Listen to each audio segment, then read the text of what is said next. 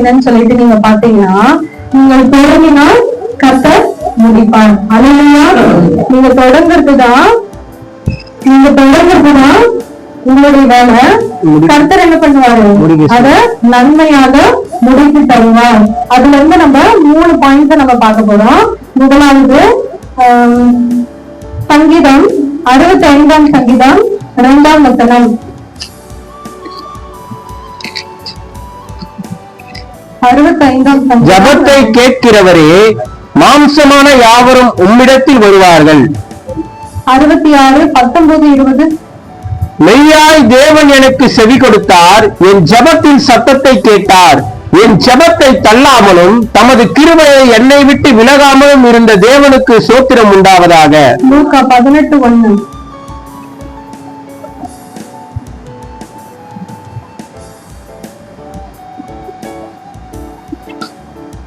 சோர்ந்து போகாமல் எப்பொழுதும் ஜபம் பண்ண வேண்டும். இப்போ இந்த 3 வசனத்தையும் ஒரே மாதிரி என்ன இருந்துச்சு? எதை குறிப்பிட்டு சொல்லுச்சு? ஜபத்தை குறித்து. நீங்க ஜபம் பண்ண தொடங்கினா கர்த்தர் என்ன பண்ணுவாரு?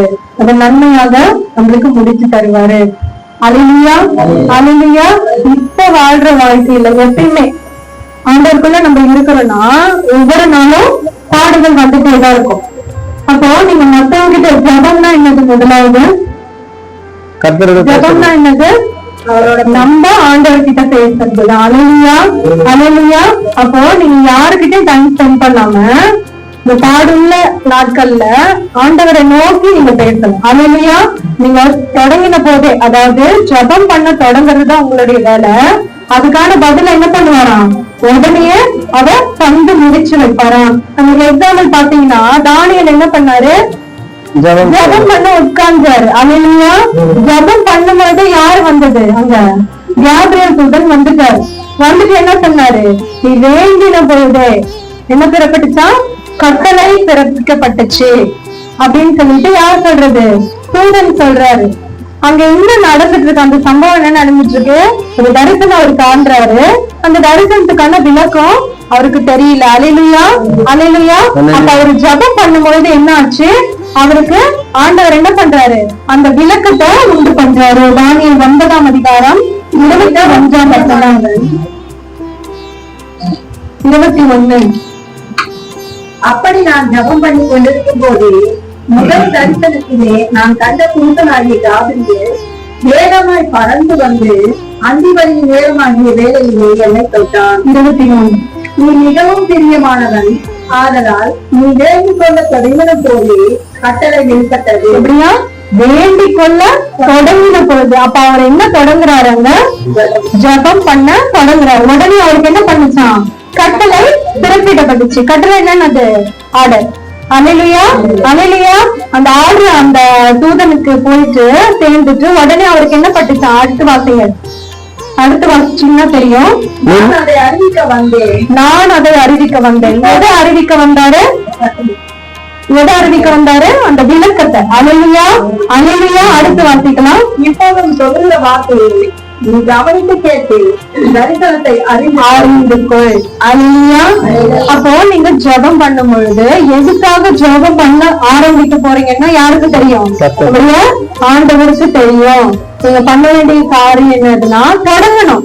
முதலாவது ஆண்டவருடைய காரியத்தை நீங்க தொடங்கும் பொழுது, அதாவது ஜெபம் பண்ண தொடங்கும் பொழுது, ஆண்டவர் நீங்க எதுக்காக ஜெபம் பண்ண போறீங்கன்னு அறிஞ்சு அதுக்கானது உங்களுக்கு முடிச்சு தரவரா இருக்கிறார். அல்லேலூயா.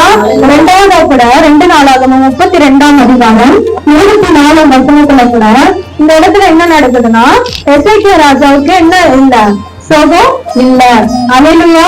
வியாதிப்பட்டு இருக்கிறாரு. அல்லேலூயா. வியாதிப்பட்டு இருக்கும் பொழுது அங்க என்ன நடக்குது? ரொம்பவே கஷ்டப்படுறாரு. ஒரு வியாதி நம்மளுக்குள்ள வந்துருச்சுன்னா, அல்லேலூயா, கவனிக்கலாம். நம்மளுக்குள்ள வந்துருச்சுன்னா நம்மளால என்ன பண்ண முடியாது? ஃப்ரீயாவே இருக்க முடியாது. நம்மளுடைய வேலைய நம்மளால செய்து கொள்ளவே முடியாது. அப்படிப்பட்ட சூழ்நிலை காணப்படும். ஒரு எத்தனை வருஷமா வியாதியா இருந்தாராம்? குறிப்பிடப்படலாம். அல்லேலூயா, அல்லேலூயா. ஆனா ஆண்டவர் எத்தனை வருஷத்தை கூட்டி தந்தாரு? 15 வருஷத்தை கூட்டி தந்தார். அல்லேலூயா.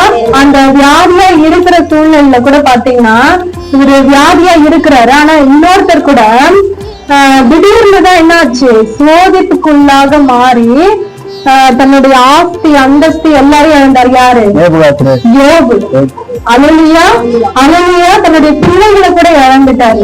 கூடவே இருந்த மனைவி என்ன சொன்னாங்க, இன்னும் கூட உத்தமத்துல ஏன் நீடிச்சிருக்கிற, ஆண்டவரை தூஷித்து உன் ஜீவனை விட்டுரு. அப்போ நம்மள பாக்குறவங்க எல்லாம் எப்படி ஆயிடுவாங்க, மாறிடுவாங்க. எப்படியா, நம்ம படுற கஷ்டம் நம்மளுக்கு தான் தெரியும். ஆனா அவங்களுக்கு அதை சகிச்சுக்க கூட முடியாம என்ன பண்ணுவாங்க, நம்மள என்ன பண்ணுவாங்க, வெறுக்க ஆரம்பிச்சிருவாங்க. அந்த மாதிரி ராஜாவுக்கும் அந்த மாதிரி நடந்திருக்கும். ஆனா அவரு கொஞ்சம் நேர்மையா இருக்கிறதுனால அவருக்கு இது இருந்திருக்காது. அல்லேலூயா, அல்லேலூயா. ஆனாலும் அவருடைய சரீரத்துல எவ்வளவு வலிகள் இருந்திருக்கும். அவர் என்ன பண்றாரா, அந்த சுவர்புறமா தன்னுடைய முகத்தை திருப்பி ஜெபிக்கும் பொழுது என்ன பண்றாரு ஆண்டவர், உடனே ஏசாயா மூலமா என்ன பண்றாராம், இந்த மாதிரி ஆண்டவர் சொல்றாரு. அல்லேலூயா. ஆண்டவர் என்ன சொல்றாராம், உன்னுடைய கண்ணீரை கண்டு உன் விண்ணப்பத்தை கேட்டு அப்படின்னு சொல்லிட்டு அடுத்த செகண்ட் அவரை விடுதலை ஆக்குகிறார். அல்லேலூயா, அல்லேலூயா. அந்த சூழ்நிலை கூட, ஒண்ணுமே முடியாத சூழ்நிலை கூட அவர் என்ன பண்றாரு, ஜெபிக்க தொடங்குகிறார். அல்லேலூயா, அல்லேலூயா. ஜெபிக்க தொடங்கும் பொழுது அவருக்கு என்ன ஆண்டவர் கொடுத்தாரு, சுகத்தை கொடுத்து அவருக்கு நல்ல ஒரு முடிவை கட்டளையிட்டார். மூன்றாவதா கூட அதே 2 நாளாகமும் 33ஆம் அதிகாரத்துல 13ஆம் வசனத்தை வாசிக்க கேட்போம். அவரை நோக்கி அவன் விண்ணப்பம் பண்ணி கொண்டிருக்கிற போது அவர் அவன் கெஞ்சுதலுக்கு இறங்கி அவன் ஜெபத்தை கேட்டு அவனை திரும்ப எருசலேமில் உள்ள தன்னுடைய ராஜ்யத்திற்கு வர பண்ணினார். கர்த்தரே தேவன் என்று அப்பொழுது மனாசே அறிந்தான். அல்லேலூயா. இது எப்படின்னா, மனாசே என்றவர் யாரு, ராஜா. மனாசே என்றவர் யாரு, ராஜாவா இருக்கிறாரு. எசேக்கியா எப்படி இருந்தாரு, உத்தமனா இருந்தாரு. ஆனா அவருடைய மகன் எப்படிப்பட்டவரா இருந்தாரு, துர்குணம் நிறைந்தவரா, பொல்லாதவரா இருந்தார். அல்லேலூயா. அப்போ அவரு அந்த ராஜ்யத்தை கைப்பற்ற ஆப்போசிட் என்ன பண்றாங்க, ஆயத்தம் ஆயிட்டாங்க. இவரையும் சிறை பிடிச்சிடணும், இவருடைய ராஜ்யத்தையும் முடக்கி போட்டுறணும் அப்படின்னு சொல்லிட்டு ஆப்போசிட் என்ன பண்றாங்க, ஆயத்தம் ஆயிட்டாங்க. அந்த நேரத்துல என்ன பண்றாரு, ஆண்டவரை நோக்கி ஜெபம் பண்ண உடனே என்னாச்சு, படிங்க, என்னாச்சு, அவன் விண்ணப்பம் பண்ணி கொண்டிருக்கிற போது அவர் அவன் கெஞ்சுதலுக்கு இறங்கி அவன் ஜெபத்தை கேட்டு அவனை திரும்ப எருசலேமில் உள்ள தன்னுடைய ராஜ்யத்திற்கு வர பண்ணினார். எப்படியா, கெஞ்சுதலுக்கு இறங்குறாராம். அல்லேலூயா. அவர் ஜெபம் பண்ண உடனே போட்டிருக்காங்க. உடனே என்ன பண்றாராம், கெஞ்சுதலுக்கு கர்த்தர் இறங்குகிறவரா இருக்கிறார். நம்முடைய ஆண்டவர் எப்படிப்பட்ட ஒரு ஆண்டவர், மனதுருகுகிற கர்த்தர். அல்லேலூயா, அல்லேலூயா. யாருமே இறங்க மாட்டாங்க. ஆனா ஆண்டவர் என்ன பண்ணுவாரு, மனதுருகுகிற கர்த்தரா இறங்கி வராராம். அவருடைய கெஞ்சுதலுக்கு உடனே அவர் என்ன பண்றாரு, செவி கொடுக்கிறவரா இருக்கிறாரு.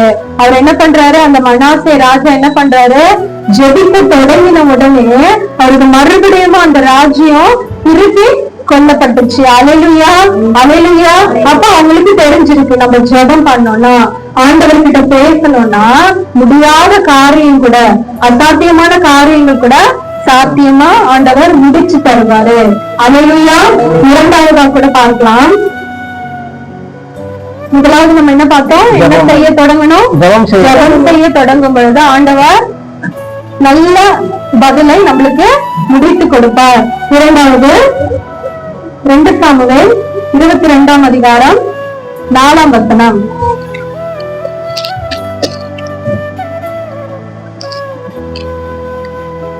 ரெண்டு சாமுவேல் 22:4. துதிக்க பாத்திரராகிய கர்த்தரை நோக்கி கூப்பிடுவேன், அதனால் என் சத்துருக்களுக்கு நீங்களாக்கி ரட்சிக்கப்படுவேன். ஆமென். 1 நாளாகமம் 16ஆம் அதிகாரம் 34ஆம் வசனம்.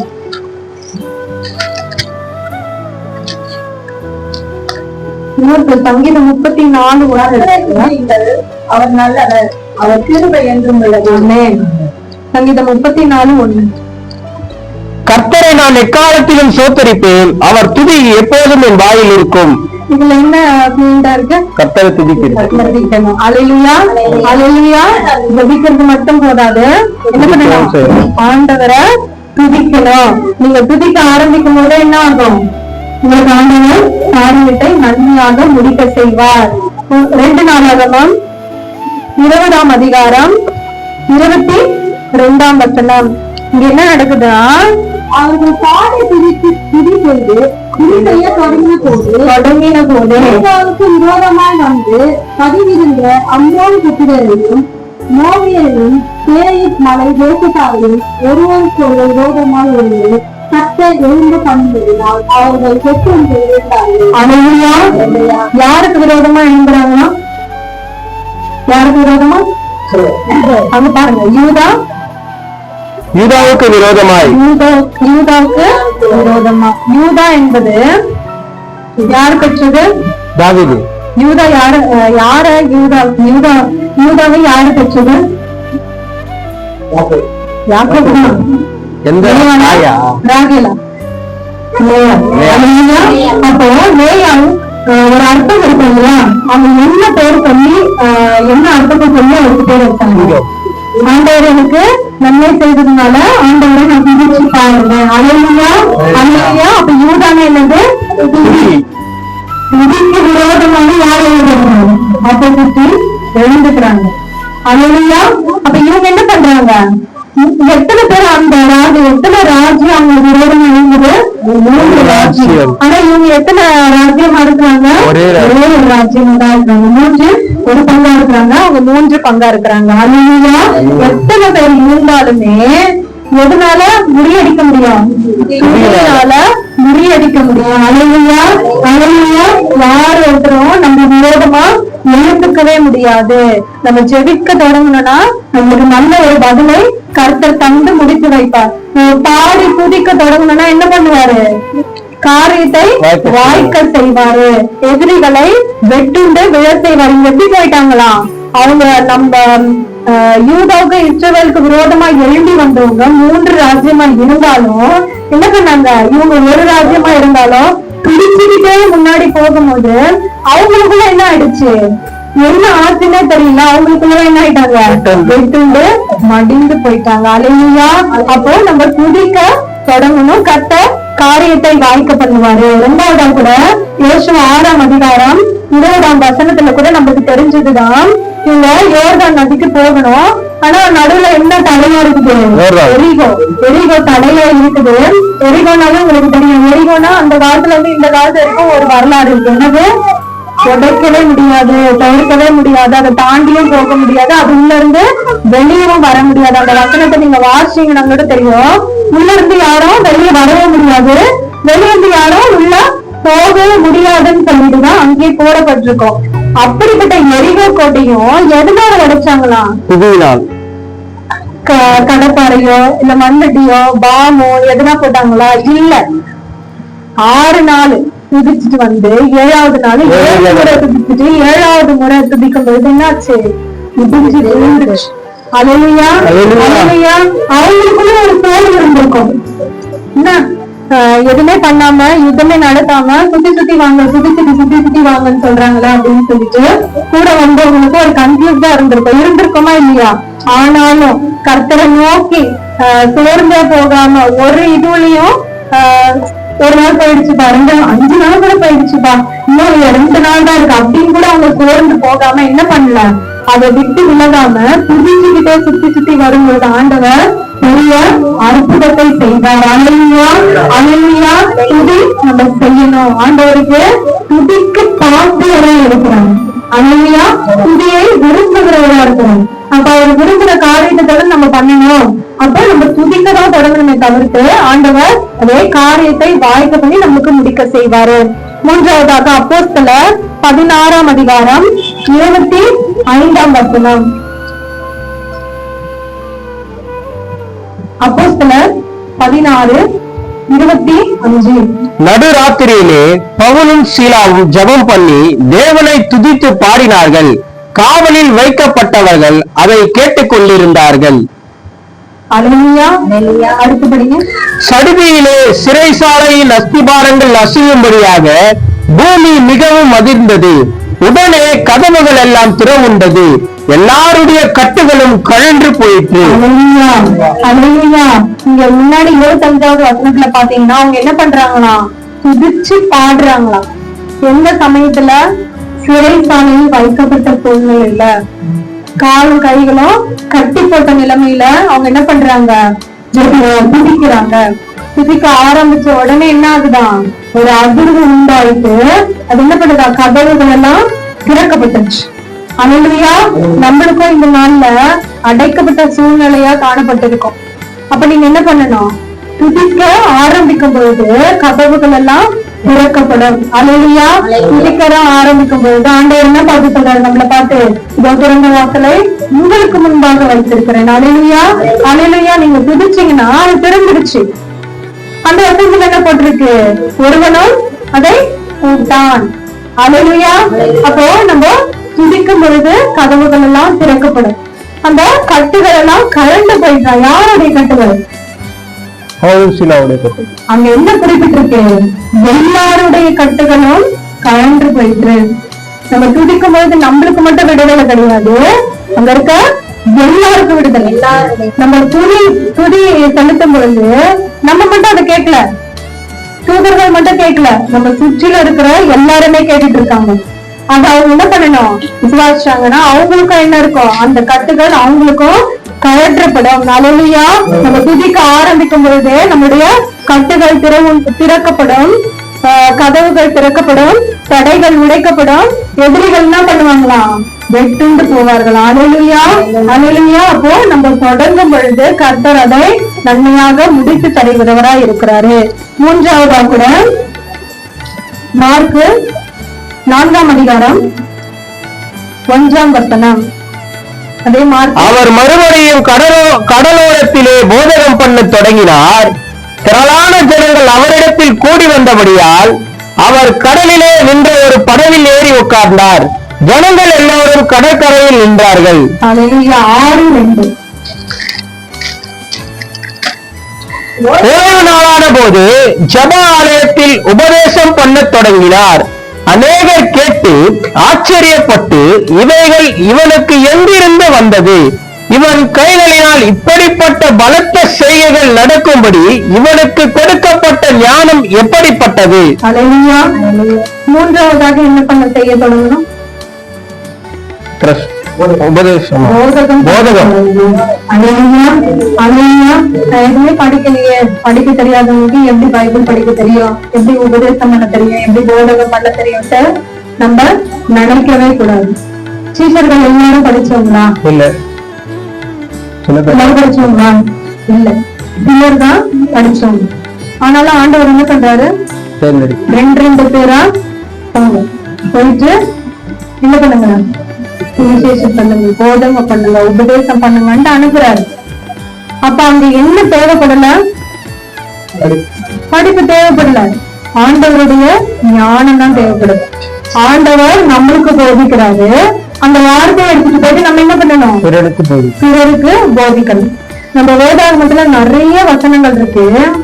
அதுல நீங்க ஒரு மீட்டிங் போட்டு ஒரே ஒரு வசனம், அந்த வசனத்தை தான் எல்லாருமே தியானம் பண்ணணும்னு உட்காந்துச்சீங்கன்னா ஒரே ஒரு வசனம் தான், அதனுடைய விளக்கம் எத்தனை 10 பேர் இருக்கீங்கன்னா 10 பேருக்கு எப்படி இருக்கும், வெவ்வேறு மாதிரி இருக்கும். வெளிப்பாடுகள் வெவ்வேறு மாதிரி வந்துட்டே இருக்கும். அதுதான் ஆண்டவருடைய வல்லமை. அல்லேலூயா, அல்லேலூயா. அப்ப நம்ம என்ன பண்ணணும், கூச்சப்படாம, எனக்கு ஒண்ணுமே தெரியலையே, ஒண்ணுமே தெரியாதவங்க தான் ஆண்டவர் என்ன பண்றாரு, தெரிஞ்சு அழைச்சும் இருக்கிறாரு. அல்லேலூயா. அப்ப நம்ம தைரியமா போதகம் பண்ண ஸ்டார்ட் பண்ணணும். மூணாவது ஃபர்ஸ்ட் என்ன சொன்ன, ஜெபம் பண்ணணும். ஜெபம் பண்ண தொடங்கும் பொழுது ஆண்டவர் நல்லபடியா நம்மளுக்கு முடிச்சு வைக்கிறவரா இருக்கிறாரு. 2வது துதிக்க ஆரம்பிக்கணும். 3வது போதகம் பண்ண ஆரம்பிக்கணும். ஏன்னா இப்ப எந்த உபதேசம் அதிகமா இருக்குதான், கள்ள உபதேசம் அதிகமாயிடுச்சு. அப்போ ஆண்டவருடைய உபதேசம் ஜனங்களுக்கு தேவைப்படுதா இல்லையா, நிறைய தேவைப்படும். அல்லேலூயா, அல்லேலூயா. அப்ப நீங்க என்ன பண்ணணும், தெரியாதவர்களுக்கு போயிட்டு உபதேசத்தை நிறைய போய் சொல்லணும். அல்லேலூயா. அப்போ நீங்க ரெண்டுத்தையும் ஃபாலோ பண்ணீங்கன்னாதான் இது உங்களுக்கு ப்ராப்பரா வரும். அல்லேலூயா. முன்னாடி ரெண்டு என்ன சொன்ன? ஜெபம் பண்ணணும், துதிக்கணும், வேதமும் வாசிக்கணும். இப்படி இருந்தாதான் நம்ம என்ன பண்ண முடியும்? போதகத்துல போயிட்டு ஈடுபட முடியும். இப்போ நம்ம சீஷர்களை பாத்தீங்கன்னா நம்மளுக்கு தெரிஞ்சதே பேசலாம். சீஷர்களை பார்த்தோம்னா கல்வியை பெற்றிருந்தவங்க யாருன்னு சொல்ல முடியும்? மத்தேயு, நாத்தான்வேல், பிலிப்பு, சோமபடுத்தாரா, யோவான், பேதுரு.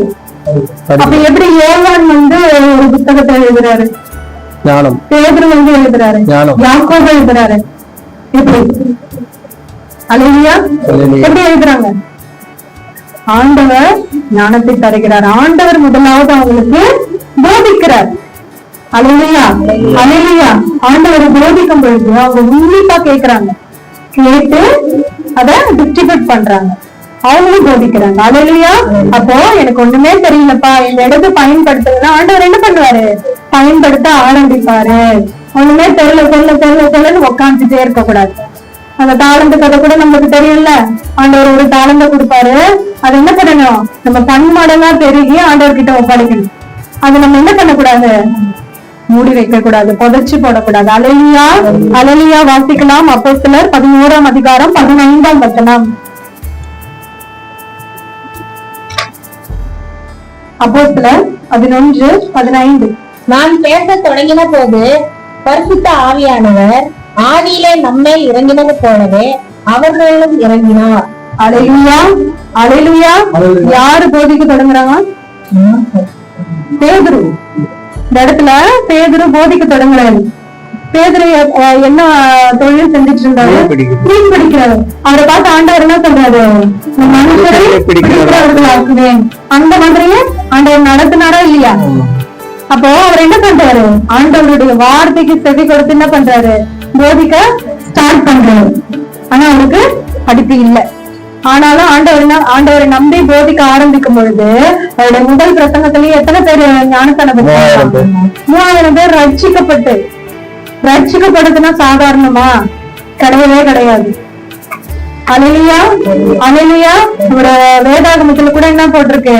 இது மனுஷரால் கூடாது, ஆனால் தேவனால் கூடாது ஒன்றுமே இல்லை. ஒருத்தர் கிட்ட போயிட்டு போதகம் பண்ண நம்மளால முடியும். அல்லேலூயா. அவங்க ரட்சிக்க வைக்க முடியுமா? முடியாது. ஆண்டவர் கிரியை செஞ்சாதான் அவங்களுக்குள்ளார ரட்சிப்பு புறப்பட்டு போகும். அல்லேலூயா. நம்ம போதிக்க தொடங்கணும்னா கர்த்தர் என்ன பண்ணுவாரு? அவங்களுக்கு ரட்சிப்பை உண்டு பண்ணுவாரு. அல்லேலூயா. 3000 பேரை ரட்சிக்க ஆண்டவர் கிருபை தந்திருக்கிறார். அந்த மாதிரி நம்மளும் போதிக்க ஆரம்பிக்கணும். இரண்டாவதா கூட அது அப்போஸ்தலர் 18:24-26. 18:24-26. அப்பொழுது அலெக்சாந்திரியா பட்டணத்தில் பிறந்தவனும் சாதுரியவானும் வேதாகமங்களில் வல்லவனுமான அப்போலோ எனும் பேர் கொண்ட ஒரு யூதன் எபேசு பட்டணத்துக்கு வந்தான். அவன் கர்த்தருடைய மார்க்கத்திலே உபதேசிக்கப்பட்டு யோவான் கொடுத்த ஸ்தானத்தை மாத்திரம் அறிந்தவனாயிருந்து ஆவியில் அதனுள்ளவனாய் கர்த்தருக்கு அடுத்தவைகளை திட்டமாய் போதகம் பண்ணி கொண்டு வந்தான். திட்டமாய் போதகம் பண்றாராம். அவர் எப்படிப்பட்டவரா இருக்கிறாரா? ஆவியில் அனல் உள்ளவரா இருக்கிறாராம். அப்ப ஆண்டவருக்கும் இவருக்கும் உள்ள ஐக்கியம் எப்படிப்பட்டதா இருந்திருக்கும்?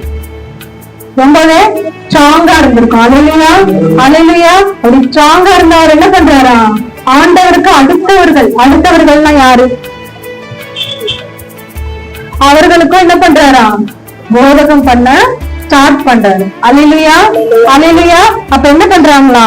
அந்த ஆக்கிலாவும் பிரிஸ்கில்லாவும் இவர் என்ன பண்றாங்க? சேர்த்து இவங்க எல்லாரும் சேர்ந்து என்ன பண்றாங்க? போதகத்துல ஈடுபடுறாங்க. அல்லேலூயா. நம்மளும் என்ன பண்ணணும்? போதகம் பண்றதுக்கு முன்னாடி என்ன பண்ணணும்? எப்படிப்பட்டவர்களா இருக்கணும்? நம்மள ஆண்டவருக்குள்ள ஐக்கியத்துல ரொம்ப ஸ்ட்ராங்கா, ரொம்ப நிலைச்சிருக்கிற மாதிரி ஆவியில் அனல் உள்ளவர்களா மாறும் பொழுது நம்மளுடைய போதகமும் ஆண்டவர் என்ன பண்றாரு? ஆண்டவருக்கு அடுத்தவர்கள்னா அவர்கள் என்ன பண்ணுவாங்க? தேறினவர்கள் தான். தேறினவர்களுக்கும் போதகம் செய்ய நம்மளையும் எடுத்து பயன்படுத்துவாரு. அல்லேலூயா. அல்லேலூயா. மூன்றாவதா கூட அப்போஸ்தலர் 8ஆம் அதிகாரத்துல கூட ஒரு எத்தியோப்பியன் வருவார். அல்லேலூயா. எல்லாருக்கும் தெரிஞ்சதுதான். எத்தியோப்பியன் என்ன பண்றாருன்னா போயிட்டு இருக்கும் போது அவர் என்ன பண்றாராம், பைபிள் தான் படிச்சுட்டு போறாராம். ஆனா அவருக்கு படிக்கும் பொழுது என்ன புரியல, அந்த பைபிள்ல இருக்கிற ஒரு சில காரியங்கள் அவருக்கு புரியல. அப்போ அவர் என்ன பண்றாரு, தன்னுடைய இருதயத்துல அவர் யோசிக்கிறாராம். யோசிச்சுட்டு இருக்கும் போது உடனே யாருக்கு வெளிப்படுதான், பிலிப்புக்கு வெளிப்பட்டு அவர் என்ன பண்றாரு, ஓடி போயிட்டு அந்த வண்டியில ஏறி இந்த மாதிரி என்ன புரியல உங்களுக்கு அப்படின்னு சொல்லிட்டு சொல்லும். இப்போ நம்ம யோசிக்கிறோம்னா, அதுவும் டிராவல்ல போயிட்டு இருக்கும்போது யோசிக்கிறோம்னா, ஒருத்தர் சம்பந்தமே இல்ல உங்களுக்கு என்ன புரியுதுப்பா சொல்லுங்க அப்படின்னு சொல்லும் போது நமக்கு எப்படி இருக்கும், ரொம்ப ஆச்சரியமா இருக்கும் தானே. ஆச்சரியமா இருக்குமா இருக்காதா, ஆச்சரியமாவும் இருக்கும் பயமாவும் இருக்கும். அதே சூழ்நிலை அந்த எத்தியோப்பியனும் இருந்திருப்பாரு. ஆனாலும் அவர் என்ன பண்றாரு, நம்பி பிலிப்பு கிட்ட சொல்றாரு. அப்ப பிலிப் என்ன பண்றாரு, அவருக்கு போதகம் பண்ண தொடங்குறாரு. அல்லேலூயா. அல்லேலூயா. அறியாதவர்களுக்கு கூட என்ன பண்ணணும், போதகம் செய்ய கர்த்தர் நம்மளுக்கு உதவி செய்வாரு. நிறைய பேருக்கு பைபிள் தெரியாது, ஆனா ஜெபம் பண்ண தெரியும், பைபிள் வாசிக்க தெரியாது. அவர்களுக்கும் நம்ம என்ன பண்ணணும், நம்மளுடைய போதனை தேவைப்படுது. தேவைப்படுறவங்களுக்கு நம்மள அழைச்சிட்டு போய் நிறுத்துவாரு. அப்ப நம்ம கூச்சப்படாம என்ன பண்ணணும், போதகம் பண்ணணும். அது அவங்களுக்கு அந்த உதவி தேவைப்படும் போது ஆண்டவர் என்ன பண்ணுவாரு, நம்ம கூட்டிட்டு போய் நிப்பாட்டுவாரு. அல்லேலூயா. அல்லேலூயா. இப்போ பிலிப்பு கூட்டிட்டு போய் நிப்பாட்டுறாருன்னா, பிலிப்புக்கு யார் சொன்னது, ஆவியானவர் சொல்றாரு. அல்லேலூயா. ஆவியானவர் வெளிப்பட்டு போயிட்டு அவரு போதகம் பண்றாரு. அந்த மாதிரி உதவி தேவைப்படுகிறவர்களுக்கு, தெரியாம தவிச்சிட்டு இருக்கவங்களுக்கு, அவங்க யோசிக்கும் பொழுது நம்மள ஆண்டவர் ஏவணும். அல்லேலூயா. பிலிப்பை எப்படி தூண்டுறாரோ அந்த மாதிரி நம்மள தூண்டணும். கரெக்டான பர்சன் கிட்ட நம்மள கூட்டிட்டு போய் நிப்பாட்டும் பொழுது அவங்களுக்கும் அந்த ஆச்சரியம் என்ன பண்ணும், கிரியை செஞ்சு அவங்களுக்கு ரட்சிப்பு வருவதற்கான ஒரு வாய்ப்பு. அல்லேலூயா. அல்லேலூயா. தெரியாதவர்களுக்கும் நம்ம போதகம் பண்ண தொடங்கணும். ஆண்டவரும் முன்ன துவங்க இருக்கிறார். முதலாவது நம்ம என்ன துவங்கணும், நம்ம என்ன தொடங்கணும், ஜெபம் பண்ண. இரண்டாவது துதிக்க. மூன்றாவது போதகம் பண்ண. ஆண்டவரும் உன்னை தொடங்கணும்ட்டு விரும்புறாரு. மத்தேயு 18ஆம் அதிகாரம் 23, 24.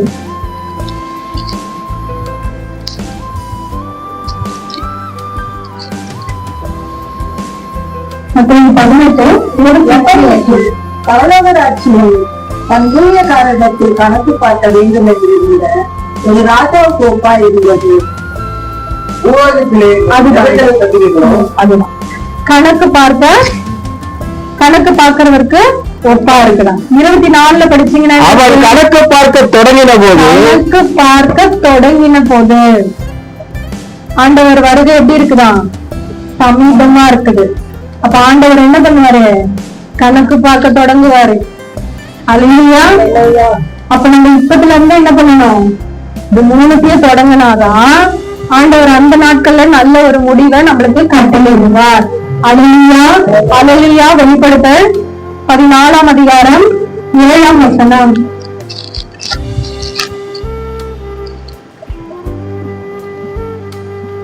மிகுந்த சத்தமிட்டு தேவனுக்கு பயந்து அவரை மகிமைப்படுத்துங்கள். அவர் நியாயத்தீர்ப்பு கொடுக்கும் வேலை வந்தது. வானத்தையும் பூமியையும் சமுத்திரத்தையும் நீரூற்றுகளையும் உண்டாக்கினவரையே தொழுது கொள்ளுங்கள் என்று கூறினார். அல்லேலூயா. அல்லேலூயா.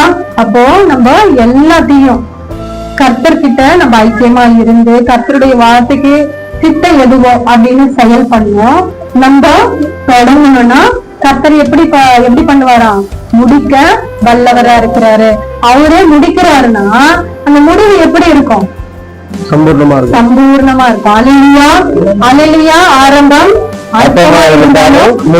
சம்பூர்ணம். நம்ம தொடங்குறது அற்பமா இருக்கலாம். அல்லேலூயா. ஆனா முடிக்கிறவர் யாரு, இயேசு கிறிஸ்து. இன்னொரு வசனத்துல என்ன இருக்கு, விசுவாசத்தை தொடங்குகிறவருமாய் இருக்கிறவர். அல்லேலூயா. அப்போ நம்ம தொடங்கணும். ஆண்டவர் என்ன பண்ணுவாரு, சம்பூர்ணமாய் முடித்து தருவார். அல்லேலூயா. விசுவாசிக்கிறீங்களா? சம்பூர்ணமாய் முடிப்பாரா? அல்லேலூயா. அப்ப நம்ம தொடங்க வேண்டிய காரியங்களை வெகு சீக்கிரத்தில் நம்ம தொடங்கணும். அல்லேலூயா. கண்களை மூடி கர்த்தரை நோக்கி பார்ப்போம்.